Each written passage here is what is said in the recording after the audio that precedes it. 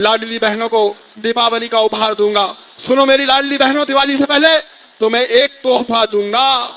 15,000 करोड़ रुपया बहनों के खाते में जाएगा और ये जब बढ़ेंगे तो उस हिसाब से पैसा भी बढ़ता जाएगा। लेकिन चिंता मत करना, पैसे की व्यवस्था करता जाऊंगा और बहनों तुम्हारे खाते में डालता जाऊंगा।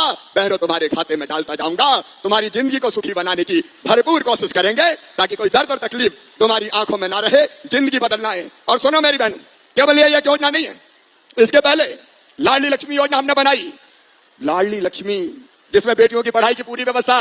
मेरी बहनों, लाडली लक्ष्मी योजना बनाई। बेटियां 5वीं पास करके 6वीं में जाएगी तो 2,000, 8वीं पास करके 9वीं में 4,000, 10वीं पास करके 11वीं में जाएगी तो 7,500, 12वीं में फिर पैसे दूंगा 6,000 और कॉलेज में जाएगी तो 12,500 रुपया मिलेंगे। और सुनना मेरे भाई और बहनों, आज शिवराज सिंह चौहान का ऐलान सुन लेना। भाई भी सुनो, बहनों भी सुनो।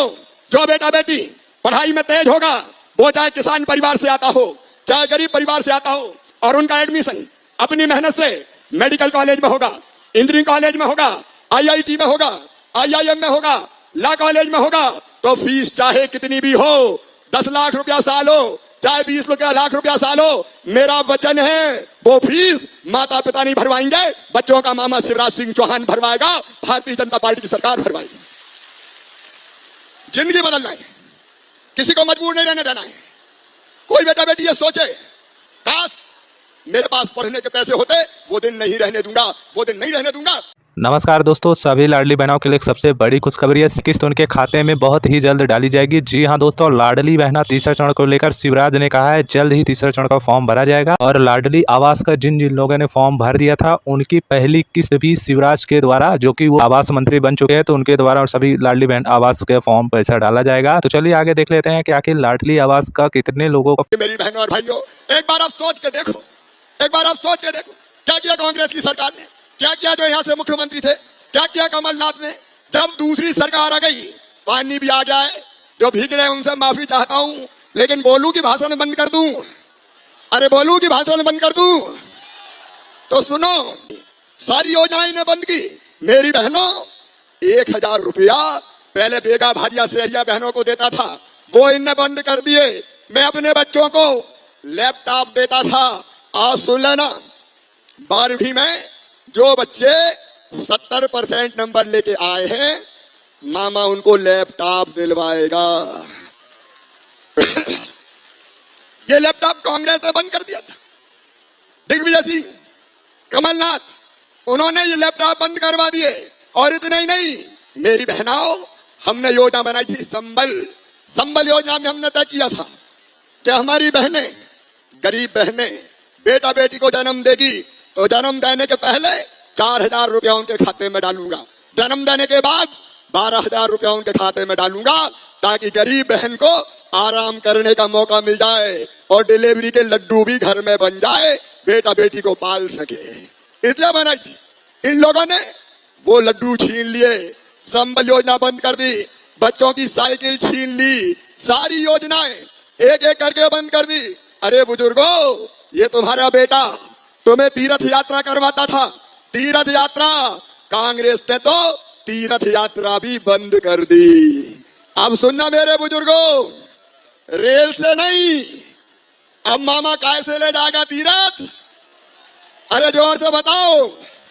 अब हवाई जहाज से तीर्थ ले जाऊंगा बुजुर्गों। हवाई जहाज शुरू हो गए। अरे गरीब का बेटा बेटी, और सिंधिया जी तो हवाई जहाज वाले ही मंत्री हैं। अपने सिंधिया जी हवाई जहाज वाले मंत्री है। अब योजनाओं से जुड़ी जानकारी के लिए चैनल को सब्सक्राइब करें ताकि नई योजना आपके फोन में सबसे पहले पहुंचे। हवाई जहाज से तीर्थ करने जाएंगे। और एक बात और सुनना, एक बात और सुनना, सरकारी नौकरियों में 1 लाख भर्तियां 15 अगस्त तक पूरी कर दूंगा। नौजवानों को सरकारी नौकरी 15 अगस्त तक 1 लाख पूरी कर दूंगा। उसके बाद 50,000 फिर भर्ती करूंगा, 50,000 फिर भर्ती करूंगा। और सुनो मेरे बेटा बेटियों, एक तरफ स्वरोजगार का लोन देके तुम्हारा काम धंधा चालू करवाने की कोशिश करूंगा, और दूसरी तरफ मेरे बेटा बेटी जो काम सीखना चाहते हैं वो काम सीखने अगर किसी कारखाने में जाएंगे, किसी और अच्छे संस्थान में जाएंगे तो काम सीखने के दौरान उनको 8,000 रुपया महीने दिलवाऊंगा ताकि बेरोजगार बेटा बेटियों का भी काम चल सके।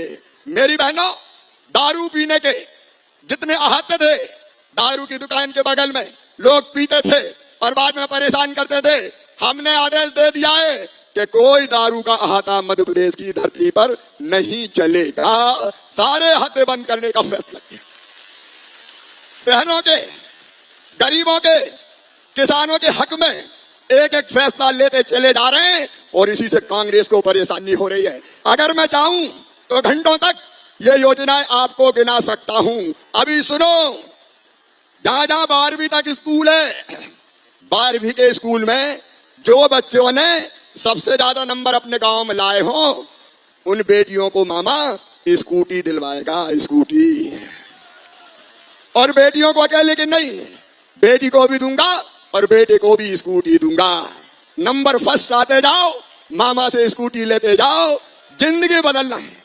इसलिए भारतीय जनता पार्टी की सरकार है। विकास के काम, योजनाओं से जुड़ी जानकारी के लिए चैनल को सब्सक्राइब करें ताकि नई योजना आपके फ़ोन में सबसे पहले पहुंचे। लेकिन बारिश के कारण मैं लंबी बात नहीं करूंगा।